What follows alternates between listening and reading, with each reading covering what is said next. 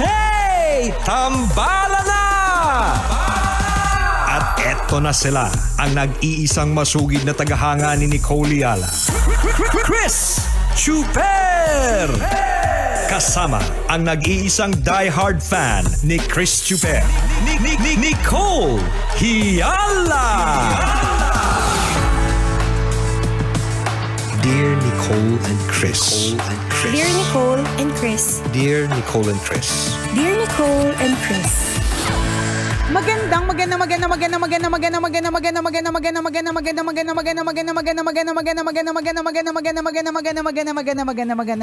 morning, Luzon, Visayas, at Mindanao, Metro and Mega Manila. It's a feel good Wednesday. Hi, partner! Hi, partner! Hi, mga kabisyo! Iba aurahan mo ngayon, ha? As a PE teacher tayo for today. As a PE teacher. Oo nga, medyo nakakapanibago. Ngayon lang ulit kita nakitang naka-hood ng sasakyan. Kasi nung last time na nagsuot ako ng hood ng sasakyan, partner, ginudge nila ako, kaya tinagalan ko bago ko inulit. Kairita. Maganda yan, maganda. Alam mo, partner, ano talaga, naalala ko lang na nakakatuwa, na nakakaaliw kung bakit yung mga tao, kung ano man yung pormahan nila, depende din sa kanilang personalidad. Oo, diba? Reflection yun correct, reflection ng of personality. Correct. Na kapag ka naiba yung porma, parang, anong meron? May sakit ka ba? Or, di ba, totoo? Halimbawa, kung meron kang usual na lagi nakikita na sobrang bakat lahat ng suot, may mga ganun na parang, okay, bakat-bakatan ng suot natin for today. Mahilig magpabakat, correct, gano'n. may mga ganun di ba? Yung parang ang hilig magpabakat. Tapos isang araw, nagsuot siya ng sobrang luwag. 'Di ba? Parang maluloko yung mga tao. Nasaan yung mga pabakat mo, 'di ba? Parang parang hindi ako sanay. May sakit ba tayo for today's video? Oo nga, kasi nasanay tayo na ang suotan mo, as in talagang pang-office, pang-kasalan, pang-binyagan, pang-sona, laging may event. Parang mga State of the Nation address, ganon. Yung parang panlamay din, 'di ba? Hindi yung huling kasuotan na, 'di ba? Kaya ginandahan, ganyan. Kaya parang ngayon bigla ka nag-jacket. Nag-jacket na maluwag. Anong meron? Wala lang, gusto ko lang na mga magpapansin din, 'di ba? Maiba naman, 'di ba? Di tsaka minsan may mga pagkakataon talaga yung lalo yung mga taong mahilig sa mga yung makukulay, parang ako, part-time makukulay, makikinang, ganan. May mga days din naman, pero bihira lang naman daw yung mga days na yon na gusto namin ng yung komportableng suot. Pero sa totoo lang, yung partner, komportable sa inyo? Yung maluwag, yung ganito, yung maluwag. Okay. Oo, yung maluwag, yung so lahat ng mga masyadong... sinusuot mo ng mga nakaraan, mga tiis ganda at damit correct, yun. 40 years na ako nagtitiis sa mga sinusuot kong mga outfitan. Charot lang. May mga days talaga, 'di ba, na gusto mo lang yung maluluwag lang. Kasi ganun yun, partner, 'di ba? Kasi kung ano ba yung mga suot mo na nakarang araw, fit, tas buong dress yun paano pag umiihi ka nun? So tinataas mo talaga hanggang ganun? Ay, hindi, partner. Umiihi ako, paano lalaki nakatayo? Hindi, okay lang naman yung mga papalda. Paano yan? Ang mahirap. Oo. May mga ganon. Correct. May mga ganon na uncomfortable. Yung maganda siya tingnan, pero sobrang hirap niyang kapag kaiihi ka, may mga utusan ka pa mga tao para magsara ng mga bagay-bagay. Kaya kapag ganito na medyo komportable, ma-appreciate mo din. Ganon. Hindi kasi gumaganon din talaga. Meron ako mga kilala na dati talagang sobrang formal. Tapos medyo tumanda na talagang ayaw na nila ng ganon. Naumay. Partner, yung tibak, sa totoo lang, di ko rin maintindihan kung paano ko siya naitawid dati. Parang ang sikip na, ang hirap na may lawit, na may nakaipit na hindi mo maintindihan. Kasi dati parang may kumikilitik, gano'n. Parang gano'n. Tsaka parang may kulang, parang hangin masyado, di ba? Bakit? Bakit ka nagsuot ng tibak noon? Anong idaran mo noon? Mga bata pa, di ba? Tapos gusto mo lang...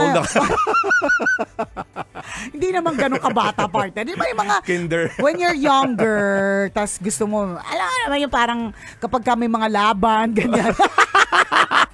Gusto mo lagi ng mga ganong kasuotan. Kasi gusto mo laging pinipitik. Mga ganon. Pag nagpapapitik ka, ganon.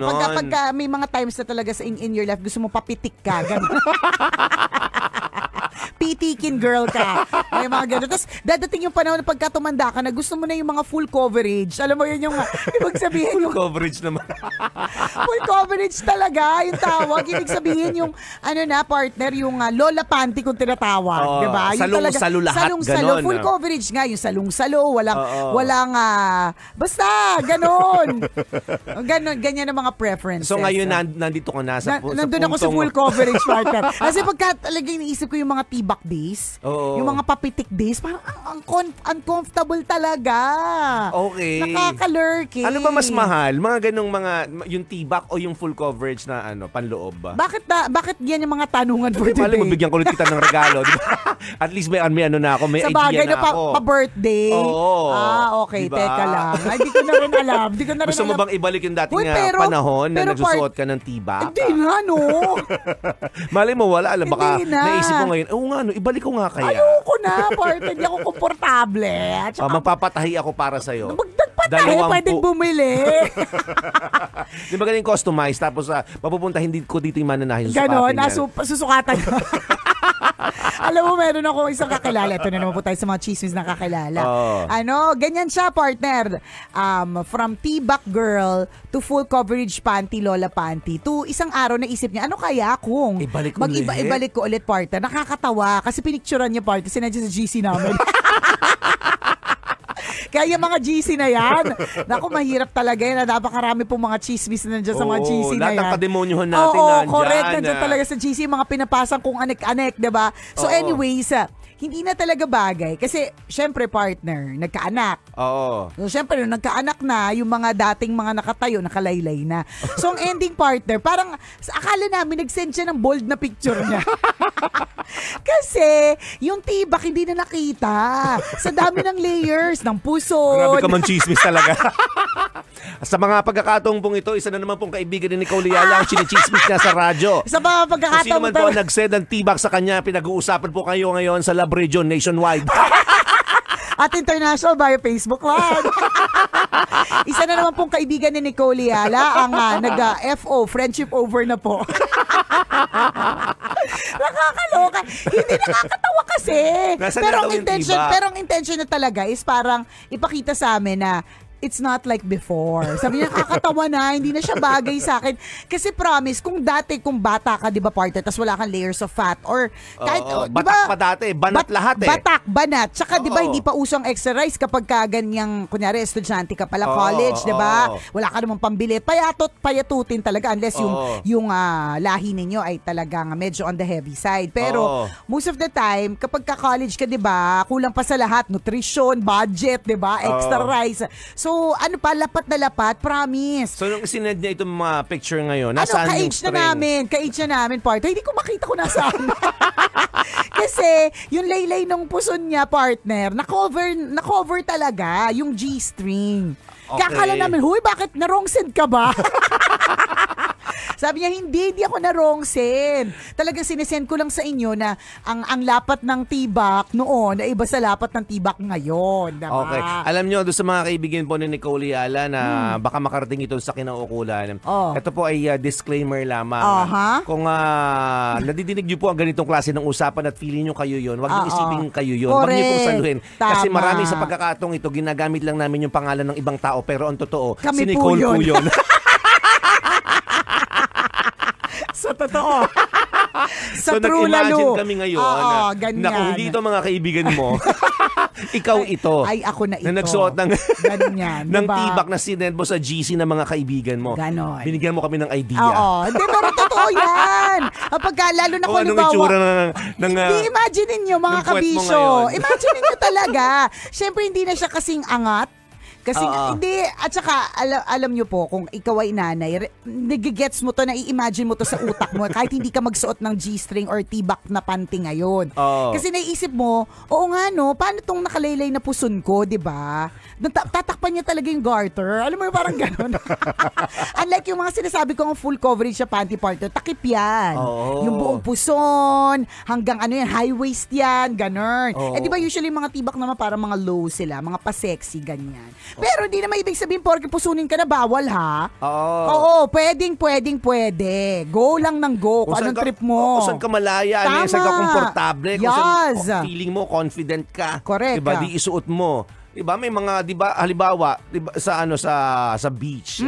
Yan, magulat totoo. ka talaga. Two-piece kung two-piece. Kasi nasanay siya ng ganun at komportable siya at confident siya kahit anong mangyari. Correct. Diba, Confidence is the new sexy. Yes, nung single siya, hanggang sa magkaroon siya ng 3 anak, ganun pa rin. Yun yung nakagawian niya eh. Correct. Actually nga, partner, yung mga iba, hindi sila, naging mas comfortable sila na nagkaroon na sila ng anak. Wala nang judgment eh. Paano? Kung halimbawa, magsuot sila ng sexy, kunyari bikini sa beach. Natural lang yun ha. Hindi mo pwedeng i-judge yung isang tao na nakabikini sa beach. I-judge mo siya. Bakit mo siya i-judge? Nasa beach nga siya. So, yun naman dapat talagang outfitan, di ba? So, yung i-judge mo siya kung naging mascot siya bigla. Correct. Diba, sa beach, tapos lumalong-ilong siya doon. Doon mo siya i-judge. O di naman kaya corporate, diba corporate setting, tas doon siya nagbikini. Doon tayo mag-judge. Pero kung nakabikini, kahit hindi naman sobrang sexy, pero nasa beach siya, wag nating i-judge. Yun naman, correct, yun naman, yes, yun naman talagang outfitan. Pero yung mga iba, mas confident sila nung nagkaanak na sila kasi mas hindi sila i-judge. Kasi syempre nakakapag two-piece sila tapos malaki yung may puson sila, madami ng kamot yun siya. Mga obviously naging magulang na kasi. So parang meron akong mga kilala na ganun, mas confident sila na hindi sila i-judge. Syempre alam naman nilang nanay na ako eh. Ganito na yung katawan ko eh. So bakit ba hindi? 'Di ba? Wag kung kayo po yung naiirita sa mga ganyan, wag na po kayo tumingin. 'Di ba? Ganun na ba? O kaya pag inggit, pikit, 'di ba? Pwede namang hindi tumingin eh. Correct, naiinggit ka sa confidence niya, 'di ba? Oo, di masuot ka rin kung naiinggit ka. Sa true. Kanya-kanya naman yan. Kanya-kanya ng kalayaan kung saan ka komportable talaga. Pinag-usapan lang natin itong ano tawag doon? G-string T-back, gano'n. G-string na yan kasi nagbalik tanaw lang po si Nicole kanina. Sa mga alaala na nakaraan. Nung siya ay mga nasa panahon ng papitik girl pa. Oo, papitik girl. Duman tayo sa mga pero papitik. Pero pinipitik talaga siya, no? Oo. Palibasa pumipitik ka din eh. Kaya alam mo rin eh. Bakit ba pinipitik? Kasama yun. Kasama yun sa mga paglandi. Ganun talaga. Ako nung mga panahon na nakakakita din ako ng ganyan. Nakaka-sexy kasi siyang tingnan. Oo, sexy kasi siya talaga eh. Ano talaga siya, parang it's really a come on. Kaya nga 'di ba most of the time, parang ang gumagawa talaga niyan yung mga single, yung alam nilang sila. Tuwad kayo ng tuwad pag ganun. Ganun talaga. Pinapakita niyo nakaano ko. Oo, kasi hindi mo naman alis talagang pakatitigan no. Or talagang sobrang sikip ng suot or sobrang nipis. Talaga makikita, 'di ba? Pero pag hindi, talagang super patuwad yung mga papitik girls. Ano ba yung tela lang siya, may wire sa loob? Walang wire. Kasi di ba halimbawa yung bra nyo? Oo. May wire. Walang wire. Ganito lang siya kapayat, di ba? Oo, may wire pa din. Wala. Tapos yung wala, tela lang siya. Ano ba siya? Nylon? Alam mo, ako na talaga, ako nang bibili. Straw. Ako nang bibili, pakita ko sa'yo. Ganun. Mga pag-garter lang yan, telang suot. Nakasuot. Pambihira. Maghanap tayo ng pabakat dito. Meron ako alam. So, tela lang siya? Tela lang siya. Ano ba naisip mo? Wala, baka may wire sa loob. Pampaangat din ng mga dapat na iangat. Wali. Ang sakit nun kung may wire, di ba? Kaloka. Nahati bigla. Ganyan. Pero ikaw ba, natutuwa ka dun sa mga ganun? O conservative ka tapos parang ayaw mo ng mga ganyan? Parang kasi diba, ba lumaki akong konserbatibo? Di kaya nga. Tinatanong ko lang talaga ulit. Diba? Or plastic ka lang. Parang sa totoo lang trip mo naman talaga yung magano pero hindi mo lang pinapahalat. So ibig sabihin, kung conservative ka partner, ibig sabihin, pag nakakita ka ng mga pabakat, patibak, yung mga ganyan, wala, no judgment. No Makita judgment. ko lang sila ganun. Gusto nila magsuot ang ganun eh. Hindi. Bitin yung tela eh. Di sige. Hindi, ibig sabihin yung parang, kunyari, bilang isang, hindi, sa bagay, ang pangit tanungin kasi may asawa kayo, di ba? Pero, ang question na ito, para doon sa mga kabisya nating yung mga kalalakihan, would you think na, kapag nakita ba kayo ng babaeng ganun, itong babae ba itong siseryosohin nyo o hindi? May ganun ba? May ganun bang pa-judgment? Feeling ko wala naman. Okay. Ano lang yan eh. Kanya-kanya nga. Kanya-kanya Pero yung iba, no? Meron naman kakalala, ganun. Hindi na-judge nila eh. Patibak yan Alam na this. Ano sabi nila? Anong alam na this? Basta alam na this. Ganyan. Patibak. Papitik alam na. Nadja-judge talaga depende sa suot paminsan. Oo. Wag naman, wag tayong maging judgmental kasi may mga tao talagang doon nila na-express yung sarili nila. Pero hindi ibig sabihin nun, masamang tao. Or ibig sabihin nun na malandi agad. O kaya, pa-walk, gano'n. Pa-walk ba yung tawag? Mga gano'n. O kung ano mang bagong term. Diba? Totoo. Kasi may ganun talaga tayo. No? Tayo mga tao, anong tawag doon? May default interpretation tayo sa suot ng mga tao. For example, di ba, yun nga, nakita mo, nakasuot ng, anong tawag ulit dyan? G-string or T-back. Or T-back. Di ba, mayroon na agad na nabubuo na picture sa isip mo kasi default yun eh. Tama. May ganun, parang, papitik ko. Oo, papitik. Hindi kasi, di ba, ba't ka magsusuot nun? Hindi naman siya comfortable. Sa totoo lang, partner. Hindi siya talaga comfortable, promise. Di ba?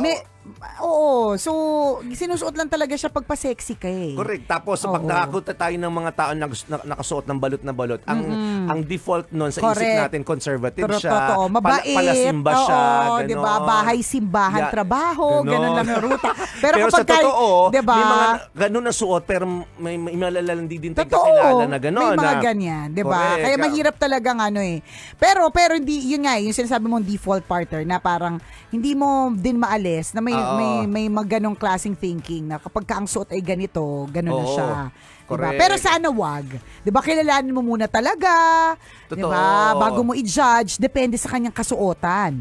Malay mo din, hindi din natin pati alam kung anong kwento eh.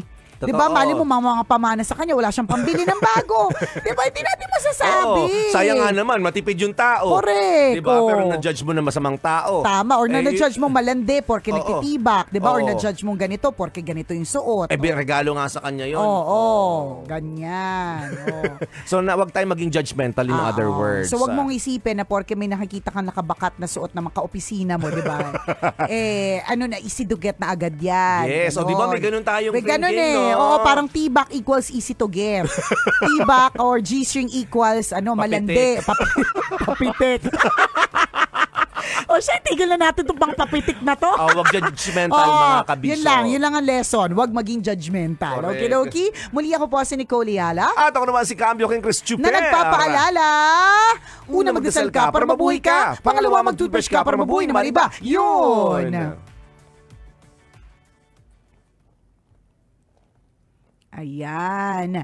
Ako, partner, di ba sinasabi mo, partner, may default. O kaya sinasabi natin, wag maging judgmental. Pero siguro, based on experience, yun na talaga yun eh. I mean, hindi ka kasi sabi ko nga sa'yo, a T-back is very uncomfortable for me. Pero dahil nung mga panahon na yun, ang sexy niya tingnan, tapos medyo papitik ka, yun talagang susuotin mo. Kasi may mga meron kang ganong anong tawag doon? Meron kang ganong gustong i-project. Oo, partner. Huwag tayong yung mga nagtitibak, huwag tayong magsinungaling. Hindi yung sinabi ko kanina na parang sarap tuloy mag-interview. Bakit ka nagsusuot ng tibak, di ba? Hindi, alam mo, mag-interview tayo ng mga magsusuot ng tibak. Bakit ka nagsusuot? Para may mga, saan? Correct. Oo. May mga iba dyan, partner, na obviously the reason, ang sasabihin nilang rason, kung plastic sila, no? Ang sasabihin nilang rason, kasi ayaw nila ng may bakat ng panty. May ganun kasi, pangit kasi sa damit pag may bakat na panty. Nakita mo yung garter. Oo, pagkita yung mga mas maganda pag yung hulma lang ng puwet at walang panting nakabakat. May mga ganun na, yun yung rason. 'Di ba? Pero may mga iba talaga, yung mga hindi plastic kasi sabihin nila yung katotohanan, 'di ba? Kasi they want to look sexy. 'Di ba? And may ganung intensyon na baka naman may pumitik din. Baka naman may Oo, kasi hindi ka magsusuot ng ganun kasi ay nako. Kaya pagka meron ako nakikita ng mga ganyan, ng mga pabakat, nainis ako kasi nakikita ko yung sarili ko. Dati. Sabi niya, kinakabog ako neto Hindi ako papayag. Hindi na ngayon, pero yung wag niyang isipin o wag niyang sabihin sa akin na I'm just comfortable with this. Ganon. Well, yes, baka pwede din. Pero, nagsuot ka talaga ng ganyan. So, medyo, diba? Pero again, itong topic na ito, maybe, tawag doon, debatable. Diba? Kanya-kanya din naman talaga, depende talaga. Kaya nga sabi ko, based on experience, dahil ako dati, parang yun ang intention ko. Pag pag hindi siya Friday gimmick night partner, o kaya, it's an ordinary day, bakit ako papakahirap magpakatibak? Apaka-uncomfortable niya. Tatanggalin ko na nga naman. Diba? Wala ng panty. Malala pa pala. Doon din naman yung intention ko eh. Bakit pahihirapan ko pa yung tatanggal nito? Doon din naman papunta. Nakakaloka. Wala po, wala kaming intensyon na mang-offend. Na baka naman, mamaya wala. isipin nyo, may nagsusuot ng tibak ngayon. Malandi agad papitik, diba? Parang ano lang. Napag-usapan na kung hindi ka naman malandi talaga. Oo, bakit mo, at gusto mo yun. Kasi nga, diba, sabi ko nga sa'yo, partner. Komportable ka dyan, G. Oo, diba? G-string, diba? Komportable ka dyan. Di go. Tsaka hindi natin din pwedeng sabihin ng isang tao na huwag ka magsuot ng ganyan kasi tingin ng mga tao malandi. Sa totoo lang din, maaaring ang nag-iisip nito ay yung nakakakita. Diba? Yung nag-iisip nito ay nakakita. Yung nagsusuot, wala naman sa kanya yun eh. Correct. Diba? Parang katulad na nagpapakita ng cleavage. Iisipin mo ka, papitik ulit, diba? Or paano? Pero sa totoo lang, wala lang naman sa kanya yun eh. Tsaka makleavage lang talaga yung tao na yun. Correct. Nagkataon lang na makleavage lang talaga siya at yun yung damit na komportable siya. Ang may mali dito, yung tumitingin. Totoo. Yun nga lang, ang sinasabi natin dun sa mga pa-G-string tsaka pa-cleavage, hindi lang din natin talaga maiiwasan na may mga taong magja-judge talaga sa atin. Depende sa kasuotan natin. Ganun talaga. Ano yung pinaka-komportable sa'yo na isuot? Sabi Full ko, coverage? Lola panty nga, partner. Full coverage. Ako dati nagkaroon ako ng chance na na magsuot ng... Tibak din. Hindi, may tibak pang lalaki. Ay talaga ba? Oo. Hindi ko pa na-try yun. Yung disposable na brief. Hindi siya comfortable din. Doon ako naging komportable ako. Totoo ba sa disposable? Para siyang para siyang diaper. Wala talaga. Hindi, sobrang nipis talaga pag parang stocking. Pag hinilip mo, tatagos talaga yung hangin. Ganun, pag hinipan mo. At nag-imagine kami lang. Alam mo yun? Ayaw namin mag-imagine. Tito ka namin. Tito ka na. Huwag po, tito. Kasi dati sa convenience store eh. Correct. Mura lang siya, parang 45 pesos dati. Set of 6 na siya. 6 ba't ka naman susot ng disposable? Tamad ako maglaban ng brief. Okay, sa bagay, suot ka, tas tapon na. Oo, na-discover ko siya. Parang nag-out of town kami, wala akong brief. Sabi nung ilang kasama namin, meron nabibiling brief sa convenience store. Sabi may ko, disposable, oo. Sabi ko, sige, bili ko. Tapos yung nag-discover ko, komportable siya. Kaya lang na-realize ko, mas magastos pala siya. Isipin mo, 45 pesos a week. Oo, diba? Tingnan mo, 45 pesos a week, ibig sabihin na pack of 6, diba? So, 6 na beses lang po siya. Hindi siya papalit sa gabi, diba? Yung weekend, wala na talaga. Nakakaloka. And very komportable. Gaan, parang hindi mo ramdam na may suot ka. Pero may sumasalo. Oo, may nakasalo pero parang walang ayaw mo na masisikip. Ang gaan Hindi kasi isang nga hairnet kung ginaganon. Oo, kasi parang siyang hairnet. Oo, Ganun ako kanipis, naman, nakatry na ako ng ganyan. Hindi naman siya sa akin comfortable. Kasi parang feeling ko, yun nga, may suot akong diaper. Or baka yung version na nabili na, baka yung sa girls version medyo baka makapal. Baka diaper talaga yung binili mo. Baka din. Baka lasing lang talaga ako. Disposable diaper pala. Ganun. O kanya-kanyang preference, di ba? Kanya-kanyang trip, kumbaga. O siya, exit na po kami. Maraming salamat mga kabisya sa pagtutok. Ingat po kayo today. Mamaya ulit. Bornay.